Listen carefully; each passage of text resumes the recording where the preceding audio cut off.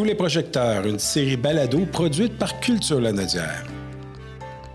Bienvenue à cette 4e saison de Sous les projecteurs, le balado qui met en lumière les lauréats 2025 des Grands Prix Desjardins de la culture de Lanaudière. Je suis Mathieu Lagacé et j'ai la chance d'être le nouveau directeur général de Culture Lanaudière. Pour ma première année en poste, j'avais envie de prendre le temps de vraiment connaître les artistes et travailleurs culturels qui font vibrer notre région. Ce balado est vraiment une belle occasion pour échanger avec eux, écouter leur parcours et comprendre ce qui les anime. À travers ces conversations, je vous invite à découvrir avec moi les personnes derrière les créations et les projets, les moments déterminants et les défis surmontés. Ensemble, célébrons ces talents qui enrichissent notre territoire et laissez-vous toucher par leur histoire. Aujourd'hui, Sous les projecteurs, j'ai l'honneur d'accueillir Jenny Richard. Bonjour Jenny. Salut! Ça va bien? Ça va très bien, merci. On est bien heureux de t'accueillir aujourd'hui. Toi qui as gagné le prix Artiste de l'année du calque au Grand Prix Desjardins de la culture en 2025. Ouais, c'est un gros prix, hein? Un beau prix. Je suis tellement reconnaissante. Ça vient vraiment me toucher, 100%. C'est un prix qui récompense et qui met en valeur toute ta carrière, toute ta démarche depuis de nombreuses années en danse. Ouais. D'ailleurs, comment ça a commencé ton parcours en danse? Oh mon Dieu, ça a commencé à Terrebonne même, ici. C'est ma meilleure amie qui faisait des cours de danse dans un sous-sol d'une madame qui s'appelle Christy. Puis ma mère était bien amie avec sa mère, puis elle m'avait amené voir son spectacle de fin d'année. Puis en sortant du show, j'ai dit « Maman, moi aussi, je veux faire de la danse! » Fait qu'elle m'a mis dans le sous-sol de chez Christy, puis c'est là que ça a commencé. Puis d'ailleurs, dans ce cours-là que j'ai commencé, Maude Sabourin était là, qui est maintenant première danseuse des Grands Ballets canadiens. Fait que c'est quand même pas rien. Christy, elle a vraiment marqué mon début de la passion que j'ai pour la danse aujourd'hui. Puis elle a encore une école de danse, mais maintenant déménagée à Québec. Fait que j'ai vraiment commencé comme ça, bien tranquillement. Puis mes parents sont déménagés à Laval quand j'avais comme 9 ans. Fait que j'ai dû comme changer d'école. Puis j'avais été faire juste un cours d'essai là, dans une école de quartier à Laval. Puis la professeure, je me souviens même pas de son nom, mais elle avait dit à mes parents, je pense que vous devriez la mettre dans une école un petit peu plus professionnelle. Tu sais, elle voyait déjà à 9 ans un potentiel que j'avais, que mes parents puis moi-même, qu'on voyait pas à ce moment-là, à l'époque. Puis c'est là que j'ai commencé, en fait, mes cours à l'École supérieure de ballet du Québec. Puis là, j'ai fait ma formation professionnelle en danse classique à partir de l'âge de 12 ans jusqu'à tout mon secondaire, jusqu'à la fin de mon cégep. Fait que c'est un programme très, très intensif où est-ce qu'on dansait comme 5 heures par jour, 6 jours semaine. En plus de l'école académique, je n'étais pas très, très douée à l'académique, là, mais ça a été probablement la danse qui m'a gardée à l'école parce que j'avais comme pas le choix de réussir académiquement pour rester dans le programme à l'École supérieure. Il fallait que tu maintiennes un certain niveau de notes pour réussir à rester dans le sport. Exactement. J'ai travaillé très fort. Ça a amené la détermination probablement que j'ai encore aujourd'hui là, dans mon milieu. Fait que ça a été ma formation, puis j'ai jamais arrêté en fait depuis. Cette formation-là apprend la discipline qui est nécessaire après pour persévérer et continuer. Oui, 100%. Ça a été vraiment exigeant sur tous les niveaux, là, autant physique, mental. Mais je pense que ça prépare le terrain vraiment bien pour un artiste parce que de vivre puis de survivre dans un milieu artistique, c'est quand même pas rien, c'est difficile. Fait que je pense que cette formation-là était vraiment formateur puis m'a préparé adéquatement pour ce qui s'en venait après. Bien justement, ce qui s'en venait, les premiers, parce que tu as travaillé avec tous les plus grands artistes de la danse, les plus grands chorégraphes d'ici et même d'ailleurs. Oui, j'ai été vraiment chanceuse, mais en même temps, j'ai aussi créé beaucoup ma chance parce que j'étais pas quelqu'un de passive, vraiment. J'attendais pas que ça me tombe dessus. J'ai vraiment créé les opportunités, puis je pense que si j'ai un conseil à donner à des jeunes danseurs qui veulent faire ça de leur carrière, c'est de ne pas attendre après les autres, d'avoir un CV complet, une biographie complète, un démo prêt à envoyer. Puis j'ai vraiment été proactive là-dessus. J'ai envoyé beaucoup de courriels. J'ai fait beaucoup de contacts pour aller passer des auditions, être vue. Puis de là, de fil en aiguille, j'ai quand même réussi à percer puis à avoir une carrière professionnelle, bien que j'ai fait énormément de choses. Parce qu'au début, il faut s'organiser par soi-même. On n'a pas un agent qui est là pour nous aider dans la démarche. Non, exactement. Fait que, c'est ça. Le premier contrat professionnel que j'ai eu, c'était à 19 ans pour une compagnie de danse en Espagne, dans les îles Canaries, où est-ce que c'était une nouvelle compagnie. Donc, tout le monde était nouveau. C'est dur, ça, comme endroit. C'était pas mal beau. C'était comme quasiment trop beau pour être vrai. Tu sais, c'est comme le rêve, finalement, qui se réalise, là. J'avais même pas fini mon cégep 3 que j'avais déjà un contrat professionnel. Fait que je suis partie à 19 ans, j'ai fini mon cégep à distance. Puis c'est ma première expérience professionnelle en danse que j'ai eue. Bien qu'elle ait moyennement bien terminé, mais j'ai vraiment beaucoup appris de ça. Côté administratif, visa de travail, puis tout, la compagnie nous disait que c'est eux qui s'occupaient de tout, alors que c'était pas vraiment vrai. Fait que je suis revenue chez nous 6 mois plus tard, puis ça a été comme ma première expérience quand même professionnelle. Fait que quand je suis revenue ici, de fil en aiguille, j'ai repris contact avec le milieu, puis j'ai voyagé beaucoup, j'ai travaillé vraiment fort pour pouvoir vivre de ça jusqu'à temps que je tombe enceinte de ma fille à 26 ans. Je suis revenue chez moi après. Tu es revenue chez toi à Laval ou à Terrebonne? À l'époque, ma mère, elle avait une maison à Laval et un chalet à Saint-Hippolyte. Fait qu'elle était déménagée à son chalet pour me laisser la maison le temps de me placer puis de refaire contact. Puis ma fille, elle avait 9 mois, puis j'ai acheté ma maison à Terrebonne. Fait que je suis revenue vraiment à Terrebonne. L'appel de la région. Exactement. J'étais bien à Terrebonne. Mon père était à Terrebonne jusqu'à tout récemment. Là. Il vient juste de vendre sa maison, mais j'habite encore maintenant à Terrebonne. Puis très fière d'être terrebonnoise. Comment la région de la Naudière, justement, elle a influencé ta carrière puis ton cheminement?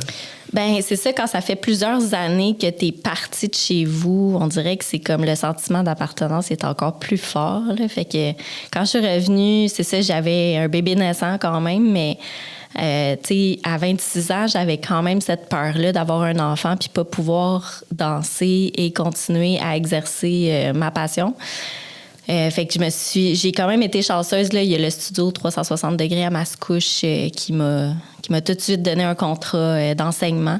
Fait que j'ai commencé à enseigner là, puis ça fait 10 ans là, que j'enseigne là. Je suis quelqu'un de très loyal, puis j'aime pouvoir redonner à ma communauté puis aux jeunes de chez nous. Fait que, mais pas juste à ce studio-là, là, je suis vraiment chanceuse d'avoir des invitations là, de plusieurs studios d'ici, mais d'ailleurs aussi. Fait que d'aller aider les professeurs, de les former pour donner une meilleure qualité d'enseignement à leurs élèves, c'est quelque chose que je fais et qui me tient à cœur. Parce que l'enseignement, de redonner à la jeunesse, c'est quelque chose qui est très important, qui te parle beaucoup à toi. Oui. Tu sais, oui, j'ai beaucoup travaillé au début de ma carrière, mais je m'étais souvent fait dire aussi, tu sais, t'as pas d'expérience, fait que, tu reviendras nous voir quand que, tu auras plus d'expérience sur scène, puis tout ça. Mais tu sais, je suis comme, mais c'est qui va m'en donner de l'expérience si, tu sais, j'en ai pas, puis je commence en début de carrière. Fait que je trouve important de donner la place aux jeunes qui veulent faire ça, qui sont motivés, puis qui mettent beaucoup de leur temps là, dans la danse, malgré les études, puis même leur travail de fin de semaine. Fait que c'est ça, dans nos spectacles, Marceau puis moi, c'est vraiment important d'inclure la relève puis d'inclure les jeunes dans nos représentations pour leur donner une expérience différente aussi que leur spectacle de fin d'année ou les compétitions de danse qu'ils font à chaque année. Puis d'amener aussi leurs parents, leur famille, leur public en salle de spectacle, puis de voir un spectacle de danse professionnel, c'est quelque chose qui est pas donné à tout le monde. Fait que, de venir puis d'encourager les jeunes à monter sur scène avec nous avec un projet vraiment unique puis rassembleur, je pense que c'est aussi une stratégie de développement de public dans nos propres régions puis dans nos théâtres locaux. Parlons-en justement d'impliquer les jeunes. On se promène, on n'est pas en chronologique, mais le projet Saint-Denis, 2021-2024. Oui, plein de pandémie. Un spectacle en co-création avec Marceau, exactement. Justement. Oui, mon partenaire, mon meilleur ami avec qui je partage tout maintenant. Et là, vous êtes promené 47 représentations, Québec, Nouveau-Brunswick, 13 000 billets vendus, 800 jeunes impliqués. Oui, toute une logistique. En pleine pandémie. En pleine pandémie. On en a parlé, je pense. Oui, mais c'est ça, on se replonge il y a quelques années. C'était quand même fou de savoir que on était tous ensemble sans vraiment être ensemble, puis on pouvait pas se toucher, on pouvait pas se croiser. C'était quand même quelque chose, puis on voyait puis on entendait plusieurs écoles de danse fermer leurs portes à cause de ça, puis d'un découragement que ça a comme créé chez les jeunes. Puis on est comme crime, on a quand même une porte-parole, là, on peut aider, on peut utiliser notre visibilité qu'on a eue avec Révolution pour faire quelque chose avec ça. Puis on s'est dit, pourquoi pas juste inclure les écoles de danse locales à chaque show puis à chaque ville où on va faire notre spectacle Saint-Denis. Puis c'est quelque chose qui a vraiment bien fonctionné malgré le fait qu'on pouvait pas avoir beaucoup de jeunes avec nous sur scène à cause de la pandémie puis des restrictions sanitaires. Mais somme toute, en presque 3 ans de tournée, on a réussi à embarquer 800 jeunes danseurs. Puis à chaque fois, les écoles nous écrivaient pour nous remercier, puis parce que ça motive les jeunes à avoir quelque chose de concret, à se raccrocher à quelque chose de différent que leur quotidien, puis l'école, puis les cours de danse qu'ils faisaient en Zoom dans leur sous-sol à la maison. Là. Fait que ça nous a tellement touchés, puis on était tellement contents de faire ce travail-là pour eux que c'est comme devenu une signature un peu sur nos productions à moi puis Marceau, puis on a décidé d'inclure ça dans notre 2e production qui est encore aujourd'hui en tournée en ce moment. Là, on parle de Sans toi. Oui, Sans toi. Qui roule encore. Et justement, tu reviens d'Abitibi avec ce projet. Oui, un super spectacle. Pour vrai, on est tellement fiers de cette gang-là.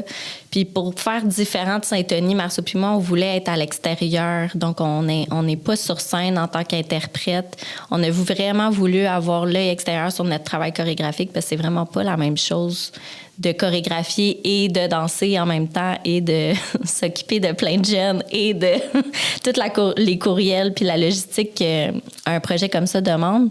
Mais encore une fois, tu sais, notre désir de vouloir partager puis notre désir de vouloir faire connaître les artistes d'ici, c'était important. Donc, c'est pour ça que pour ce projet-là, on a décidé de ne pas danser. Fait que c'est vraiment, nous, les créateurs de ce show-là. Puis on a vraiment voulu mettre en lumière 8 danseurs interprètes assez exceptionnels sur scène. On est vraiment chanceux. Encore aujourd'hui, on ne sait pas comment on est arrivé à jongler les horaires de tous les danseurs pour que ça se passe, mais on a 8 danseurs professionnels sur ce show-là.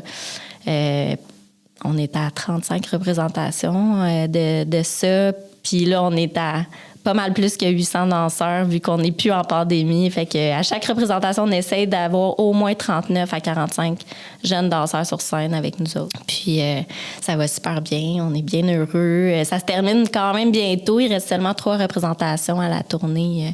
Donc en janvier, 31 janvier à Granby, ce sera la dernière de Sans toi. Pour un autre projet par la suite. Ben là, c'est ça l'affaire. C'est que après, tu sais, on n'a pas arrêté 1 minute, là. On va se le dire, là. La pandémie est arrivée, puis on est comme... Ça fait 2 mois qu'on fait rien à la maison, là, puis on était tannés de rien faire. Fait qu'on a créé un show, tu sais.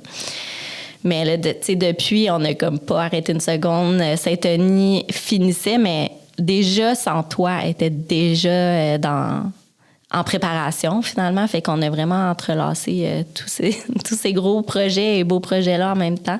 Fait que, personnellement, j'avais besoin d'une pause après Sans toi.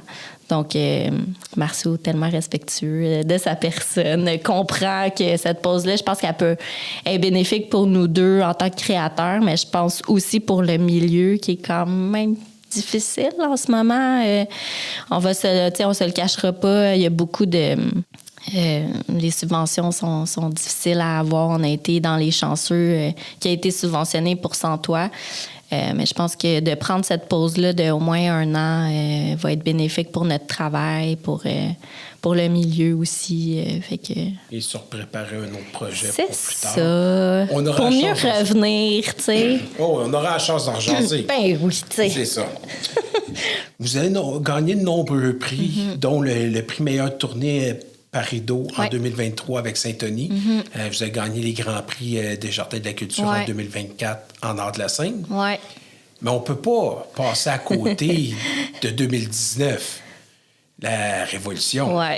C'est sûr que tous ces prix-là, c'est vraiment des prix qui nous motivent. C'est vraiment un moteur pour continuer à avancer puis à créer des opportunités parce qu'on voit que ça fonctionne bien. Fait que pourquoi pas continuer parce que ça a des belles retombées un peu partout finalement où est-ce qu'on passe. Mais oui, Révolution, c'est définitivement un projet auquel on s'attendait vraiment pas. C'est hors de ce qu'on a connu dans toute notre carrière. T'sais, nous autres, on est bien chez nous, dans les théâtres, sur scène, avec un public qui a payé pour être là, qui est désireux de nous voir danser. Mais là, de vivre quelque chose télévisuel, c'est vraiment... C'est pas les mêmes ressources. C'est pas les mêmes ressources, mais comme ça nous rapproche d'un public qui nous connaissait pas. Parce que, tu sais, avant Révolution, on n'arrête pas de le dire, mais on existait, Marceau puis moi, on était déjà très entamés dans notre carrière. Puis, comme tout le monde, on est tous un peu tombés sous le charme de Révolution à la saison 1, dans le sens que ça avait de l'air plus un projet rassembleur, motivateur, qu'une compétition de danse. Puis là, bien sûr, tout le monde qui sait que je dansais ou que Marceau dansait nous demandait tout, mais vous devriez essayer, puis vous devriez donc bien y aller, puis tout. Fait que, tu sais, vous avez plus pourquoi qu'essayé. pas? Puis c'est un peu comme ça qu'on l'a abordé, Révolution. On est comme, bon, on regarde le calendrier de Révolution, on est comme, mon Dieu, comment on va faire fitter ça dans notre horaire déjà chargé? Si on ne l'essaye pas, on ne le saura pas. Fait que c'est vraiment là, dans le mindset de juste comme on verra. Puis comme il n'y a rien qui nous est imposé, c'est nos créations, c'est nos idées. Fait que si ça marche, ça marche. Si ça marche pas, ça marche pas. Puis finalement, on a été grandement surpris de la tournure de cet événement-là qui a quand même vraiment été marquant dans nos carrières respectives. Là. Oui, puis tu sais, si on regarde les numéros, le rythme de travail est complètement fou. Complètement fou. On regarde l'ampleur des productions, ce n'est qu'un numéro, mais c'est l'ampleur de travail que ça représente pour le court temps. Exactement. Puis, tu sais, ce qu'on voit à la télévision, c'est le produit final, là.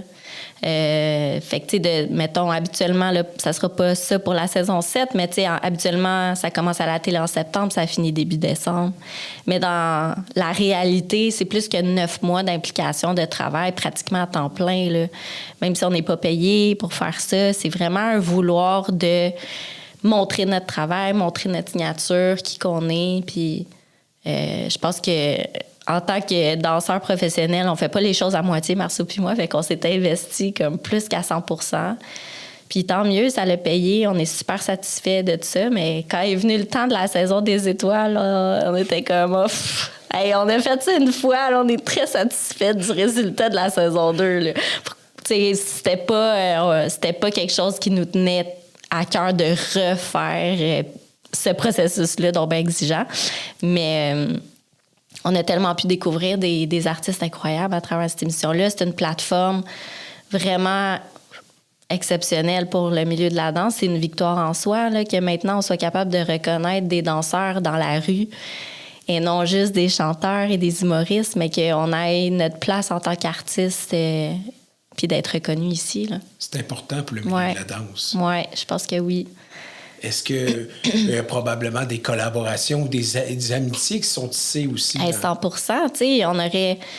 Puis pour moi, la meilleure ronde, c'était la ronde des jumelages où est-ce qu'on a créé avec un b-boy, tu sais, un danseur de breakdance. Cette ronde-là, elle a tellement été enrichissante puis tellement belle. Cette amitié-là avec Samuel Cyr est encore présente aujourd'hui, même si on est super occupés puis qu'on se parle pas souvent, là, mais ça a été tellement fusionnel avec lui puis nous trois en tant qu'artistes artiste. Je pense que ces amitiés-là sont vraiment, vraiment importantes puis ont été créées à Révolution. Qui sait, il y aura peut-être des projets plus tard Peut-être. Dans cette lignée-là. Peut-être. On sent là, que les relations avec le public, c'est important pour toi, relations avec la relève aussi, avec les jeunes. Ouais. C'est quoi l'émotion ou la réflexion que tu aimerais susciter auprès du public? Oh mon Dieu. Mais je pense que c'est ça, le public, s'ils ont été touchés à la télévision par notre travail d'une façon quelconque, je pense que c'est un devoir, puis c'est ce qu'on essaye vraiment de mettre en place dans nos productions, autant pour nous que pour les autres spectacles de danse au Québec qui roulent, c'est d'attirer ce public-là qui aime la danse dans leur confort de chez soi à venir consommer la danse en présentiel. Je pense que les émotions qu'ils vivent puis qui se surprennent à aimer la danse finalement, ils sont à vivre en salle de spectacle, ils sont à vivre vraiment en vrai. Fait que j'invite vraiment le public, puis c'est tellement un beau cadeau d'offrir aux jeunes, même s'ils connaissent pas la danse, d'amener la famille en théâtre. Pas juste au cinéma, pas juste aller faire des activités. Je pense que c'est tellement enrichissant de venir faire vivre à un enfant une expérience artistique. On sait pas qu'est-ce que ça peut avoir comme déclic chez l'enfant ou chez le danseur qui est amateur, de venir voir un show professionnel en danse. Ça peut faire une différence, puis on sait pas qu'est-ce que ça peut leur amener. Fait que je pense que c'est d'être curieux puis d'aller consommer les arts en présentiel. C'est vraiment un cadeau en soi. Ah, c'est sûr que les arts vivants, les arts en personne, il y a une petite magie qui se rajoute, qui se transpose pas à l'écoute ou à l'écran. À l'écran, exactement. Fait que j'encourage vraiment les gens à venir faire vivre ça à leur famille, à leur entourage. C'est un cadeau. Depuis les dernières années, t'es moins dans la danse, t'es plus dans la chorégraphie, ton rôle est plus en arrière. En arrière. Comment tu vois ça? Ben, je pense que c'est l'évolution normale d'un artiste danseur, d'avoir ce recul-là, parce que c'est sûr que, puis c'est un peu pour ça que le prix m'a tellement touchée dans l'artiste de l'année, c'est que de tous les arts, des formes d'art qui existent, la danse, c'est celui qui vit le moins longtemps parce que notre corps, il n'est pas infini. Puis on a une limite de temps, là. On a une date d'expiration en tant que danseur de performer sur scène. Fait que je pense que c'est une évolution qui est normale de prendre ce pas de recul-là puis être moins dans la performance, mais d'être autant impliqué parce qu'on fait ce métier-là avec tellement d'amour puis de passion que... ce recul-là, je pense qu'il est tout à fait normal. Puis je l'aime, ce rapport-là à l'artiste que je suis, parce que j'ai l'impression de continuer à évoluer puis d'apprendre encore plus quand je vois mon travail à travers le corps des autres, à travers mon enseignement. J'essaie vraiment de pouvoir faire profiter de tout ce que j'ai vécu dans ma carrière puis dans mon évolution en tant qu'artiste. Puis je veux le partager parce que sinon, ça serait quasiment du gaspillage. Fait que c'est ce devoir-là puis cette mission-là que je me donne autant dans l'enseignement, dans la chorégraphie ou même quand je juge des compétitions de danse. C'est vraiment important pour moi de donner le plus possible aux autres pour les faire profiter de moi un peu. Tu continues de propager ta passion, ton amour pour la danse. Ouais. Comment tu te vois ton rôle dans le développement de la danse au Québec, justement, aujourd'hui? Ben, tu sais, peut-être, je le rêve, puis des fois, puis je le pense, mais tu sais, de pouvoir vraiment concrètement, je sais pas, diffuser de la danse dans le théâtre de chez nous, tu sais, de pouvoir juste continuer à faire rayonner par mon travail les jeunes d'ici, puis que ces jeunes-là, eux aussi, ils sentent cette passion-là, puis que c'est quelque chose qui reste vivant, là, tu sais, la danse, le développement artistique, puis qu'est-ce qu'on peut faire en tant que communauté pour s'aider, tu sais, parce que, oui, on parle de moi en ce moment, là, mais tu sais, on est plusieurs personnes à œuvrer dans ce milieu-là, puis je pense que c'est un milieu qui est difficile, mais si on s'entraidait, puis si on on essayait de faire ça ensemble, ben, ça serait encore mieux pour tout le monde. T'sais. C'est un beau message d'espoir. Je sais pas, mais j'espère que les choses continuent à évoluer positivement pour notre milieu. Il ne faut pas lâcher. Puis c'est tellement un milieu qui est riche, qui est plein d'ambition. Ouais. Il faut continuer de persévérer, continuer de travailler. Exactement. Continuer de propager la flamme aux jeunes. Exact. Pour que ça puisse continuer, puis continuer l'évolution surtout. Oui, 100%. Janie Richard, un mot pour la fin, pour les auditeurs, une dernière pensée? Ben pour vrai, merci. Merci de cette invitation-là. Merci de reconnaître tous les efforts que je mets en place dans ma carrière pour les autres. C'est quelque chose qui est important. Mais je veux remercier les auditeurs puis les gens qui aiment la danse. Puis je les invite à continuer de consommer la danse pour que ça reste vivant parce que c'est pour vous, c'est pour eux qu'on fait tout ce travail-là puis ces efforts-là. Alors, on peut inviter les gens à te suivre sur tes réseaux sociaux, sur ton site Internet. Bien sûr, janiemarceau.com. Les liens seront aussi dans la bio. Et Janie, c'était un plaisir de te rencontrer. Merci. Bonne chance dans tes projets futurs. Tiens-nous au courant. Absolument. Reste pas loin. Je suis à Terrebonne, je suis pas si loin. On est partout dans la région. Alors, c'est un plaisir et à très bientôt. Merci.